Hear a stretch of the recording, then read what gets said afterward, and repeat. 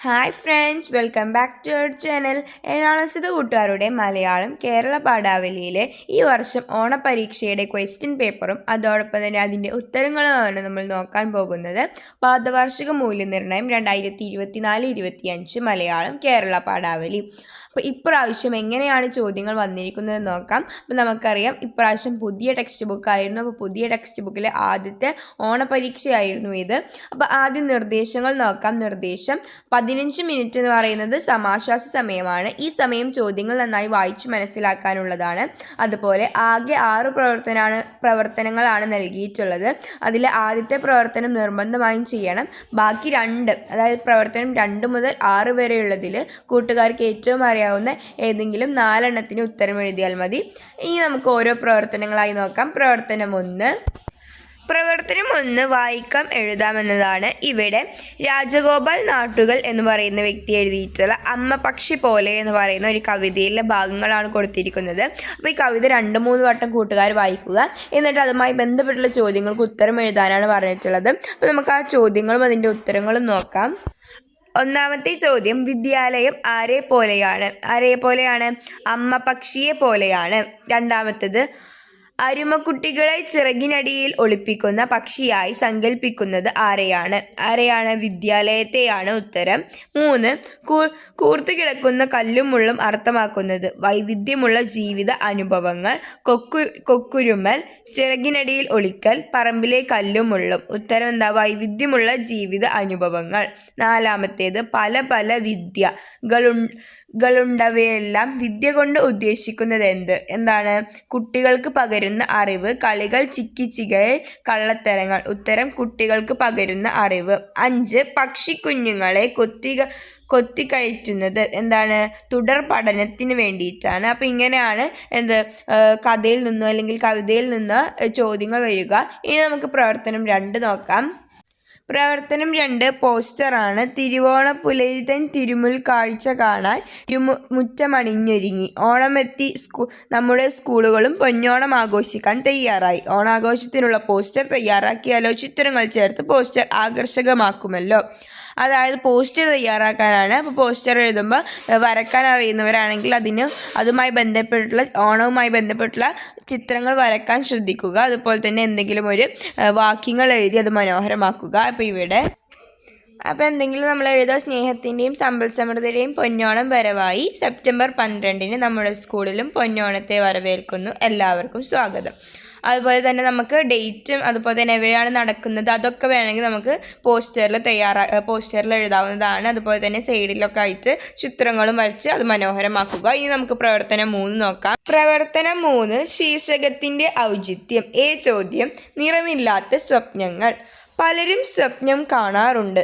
ലോകത്തെങ്ങുമില്ലാത്ത നിറങ്ങൾ ചാലിച്ച സ്വപ്നങ്ങൾ ഞാനും കണ്ടിരുന്നു. അച്ഛൻ പോയ രാത്രി മുതൽ ഞാൻ കണ്ട സ്വപ്നങ്ങൾക്ക് നിറമുണ്ടായിരുന്നില്ല. അവ ചിതലരിച്ച് മങ്ങിത്തുടങ്ങിയ പഴയ സ്വപ്നങ്ങളായിരുന്നു. അനാഥമായ ഒരു ബാല്യത്തിൻ്റെ പ്രതിഫലനങ്ങളായിരുന്നു ആ സ്വപ്നങ്ങളെല്ലാം. ദിയ. കഥ വായിച്ചില്ലേ? ശീർഷകത്തിൻ്റെ ഔചിത്യം പരിശോധിച്ച് കുറിപ്പ് തയ്യാറാക്കൂ. അതായത് ദിയ, നിറമില്ലാത്ത സ്വപ്നങ്ങൾ എന്നാണ് ശീർഷകം, അതായത് തലക്കെട്ട് എന്ന് പറയുന്നത്. അതിൻ്റെ ഔചിത്യം പരിശോധിച്ചിട്ട് അതുമായി ബന്ധപ്പെട്ടിട്ട് കുറിപ്പ് എഴുതാനാണ് പറഞ്ഞിട്ടുള്ളത്. അപ്പോൾ എന്തെഴുതാം? ദിയ എഴുതിയ നിറമില്ലാത്ത സ്വപ്നങ്ങൾ എന്നതിന് തീർത്തും ഔചിത്യമുള്ള ഒന്നാണ്. കഥയിലെ ആശയവും ശീർഷകവും തമ്മിൽ വളരെയധികം അർത്ഥഫലമുണ്ട്. കാരണം അച്ഛൻ മരിച്ചുപോയ അന്നു രാത്രി കണ്ട സ്വപ്നങ്ങളാണ് നിറമില്ലാത്ത സ്വപ്നങ്ങളായി പറയുന്നത്. അതേ, നമുക്ക് താങ്ങും തണലും ആയിരുന്നവർ നഷ്ടപ്പെടുമ്പോൾ പിന്നീട് നമുക്ക് കാണുന്ന സ്വപ്നങ്ങൾക്ക് നിറമില്ലാതായി മാറുന്നു. സ്വാഭാവികമാണ്. അതുകൊണ്ട് തന്നെ ശീർഷകവും കഥയും തമ്മിൽ നല്ല ഔചിത്യമുണ്ടെന്ന് നമുക്ക് പറയാം. ഓക്കെ, അപ്പോൾ നമുക്ക് ഇങ്ങനെ എഴുതാവുന്നതാണ്. ഇനി പ്രവർത്തനം 3 ബി ചോദ്യം നോക്കാം. ബി ചോദ്യം, കുറിഞ്ഞിച്ചെടിയുടെ കാത്തുകിടപ്പിനെ സൂചിപ്പിക്കുന്നത് എന്താണ്? നീണ്ട തപസ്, കാഹളമുഴക്കം, കേളിക്കൊട്ട്. ഉത്തരം നീണ്ട തപസ്. പ്രവർത്തനം 4 ആസ്വാദനക്കുറിപ്പാണ്. ഇളം കാറ്റ് തെല്ലൊന്ന് തൊട്ടുവന്നാൽ ഇഷ്ടമാകുന്നത് ആർക്കാണ്? നീലക്കുറിഞ്ഞികളുടെ മനോഹാരിത നിങ്ങൾ ആസ്വദിച്ചില്ലേ?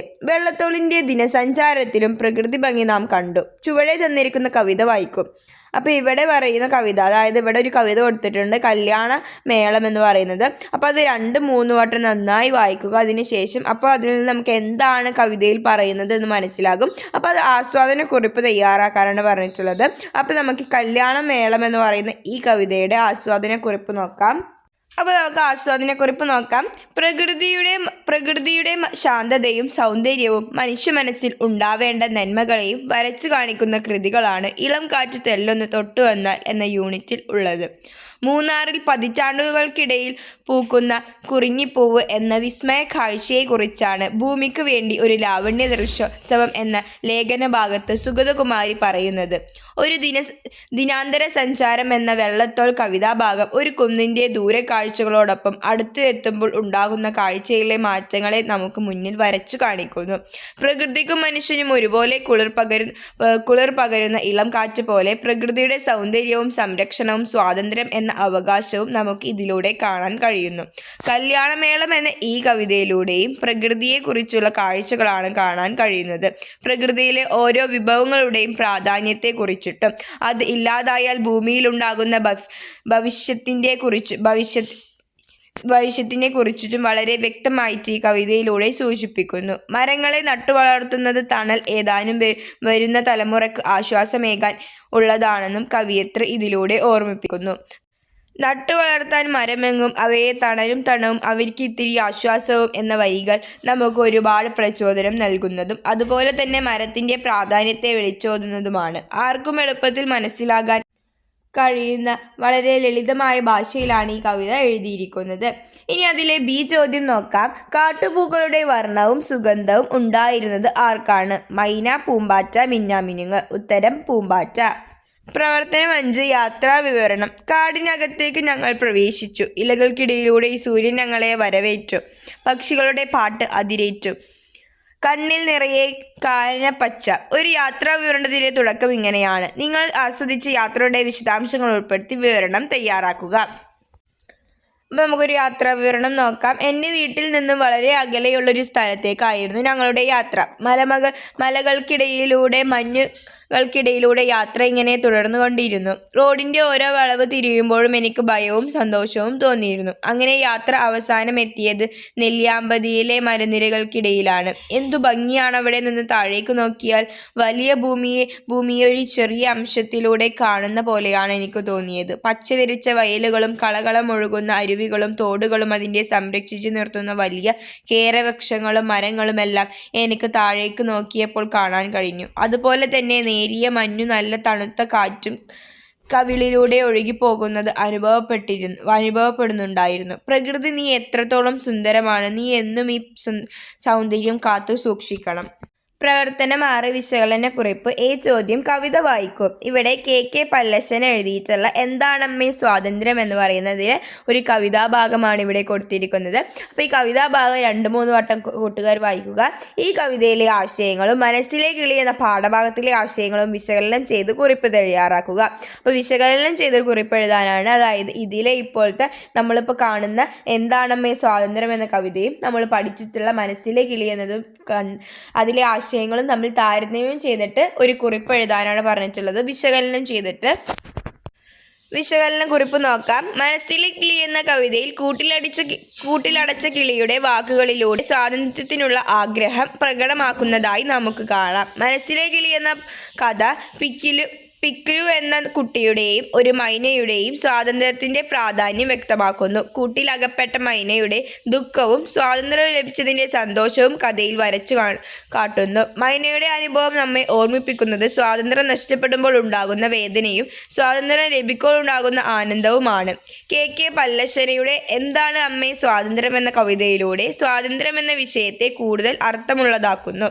ചന്തു അമ്മയോട് എന്താണ് സ്വാതന്ത്ര്യം എന്ന് ചോദിക്കുമ്പോൾ അമ്മ ഉത്തരം ചൊല്ലാതെ പുഞ്ചിരിയോടെ ഓരോ കാര്യങ്ങളും പറഞ്ഞു കൊടുക്കുകയാണ്. സ്വാതന്ത്ര്യം എന്നത് ഏതൊരു ജീവിയുടെയും ജന്മാവകാശമാണ്. സ്വാതന്ത്ര്യമായി ജീവിക്കാനും ചിന്തിക്കാനും പ്രവർത്തിക്കാനുമുള്ള കഴിവ് ജീവിതത്തിൻ്റെ സത്തയാണ്. ഈ അവകാശത്തെ നമ്മൾ ഒരിക്കലും തല്ലിക്കെടുത്തരുത്. അവകാശം നേടിയെടുക്കാൻ വേണ്ടി കൂടെ നിൽക്കുകയാണ് വേണ്ടത്. അപ്പോൾ ഇങ്ങനെയാണ് ഇത് എഴുതേണ്ടത്, വിശകലനക്കുറിപ്പ്. അപ്പോൾ ഇതിൽ നിങ്ങൾക്ക് നിങ്ങളുടേതായിട്ടുള്ള ആശയവും ഉൾപ്പെടുത്താവുന്നതാണ്. ഇനി അതിലെ ബി ചോദ്യം നോക്കാം. വിഭജിതൻ തന്തികളിൽ അദൃശ്യ പുഷ്പങ്ങളായി നിൽക്കുന്നത്. ഇന്നലെയവർ പാടിയ ഗാനങ്ങൾ, പോയി മറഞ്ഞവർ മുന്തിരി നീര്. ഉത്തരം ഇന്നലെയവർ പാടിയ ഗാനങ്ങൾ. അപ്പോൾ ഇത്രയും പ്രവർത്തനങ്ങളായിരുന്നു ഈ വർഷത്തെ ഓണം പരീക്ഷയ്ക്ക് ഉണ്ടായിരുന്നത്. അപ്പോൾ ചോദ്യങ്ങളും പ്രവർത്തനങ്ങളും എല്ലാം നിങ്ങൾക്ക് കൃത്യമായി മനസ്സിലായി എന്ന് വിചാരിക്കുന്നു. ഈ വീഡിയോ നിങ്ങൾക്ക് യൂസ്ഫുൾ ആയെന്ന് വിചാരിക്കുന്നു. Thanks for watching.